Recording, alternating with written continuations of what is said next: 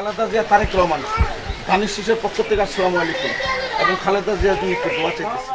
আগামীর বাংলাদেশ বিনির্মাণে দলের ভারপ্রাপ্ত চেয়ারম্যান তারেক রহমান ঘোষিত রাষ্ট্র কাঠামো মেরামতে ৩১ দফা বাস্তবায়ন ও জনমত সৃষ্টির লক্ষ্যে এবং ধানের শীষের সমর্থনে আমিন শিল্প অঞ্চল ৪৩ নং সাংগঠনিক ওয়ার্ডে ব্যাপক প্রচারণা, গণসংযোগ ও লিফলেট বিতরণ করেছেন চট্টগ্রাম মহানগর বিএনপির সহশ্রম বিষয়ক সম্পাদক মোহাম্মদ আবু মোসা। দিদিদের মার্কা কি? দিদিদের মার্কা কি? হিন্দু পরিষদের মার্কা কি?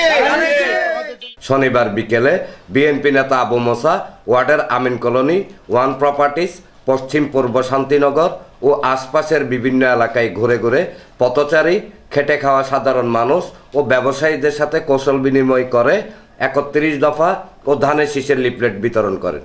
এ সময় পাঁচলাইশ থানা বিএনপির সাবেক সহসভাপতি আবুল বসর, ওয়ার্ড বিএনপির সাবেক সভাপতি আব্দুল হালিম, যুগ্ম আহ্বায়ক আশেক মিয়া, বিএনপি নেতা জাহাঙ্গীর আলম বাচা, ওয়ার্ড বিএনপির সাবেক সহসাংগঠনিক সম্পাদক আব্দুল কাদের, পাঁচলাইশ থানা স্বেচ্ছাসেবক দলের সদস্য সুমন ইসলাম, পাঁচলাইশ থানা জাসাসের সহসভাপতি মোহাম্মদ কাইয়ুম, ওয়ার্ড ছাত্রদল নেতা মেহেদি আহমেদ ইমন, আলম সওদাগর সহ বিএনপি ও অঙ্গ সংগঠনের নেতৃবৃন্দ উপস্থিত ছিলেন।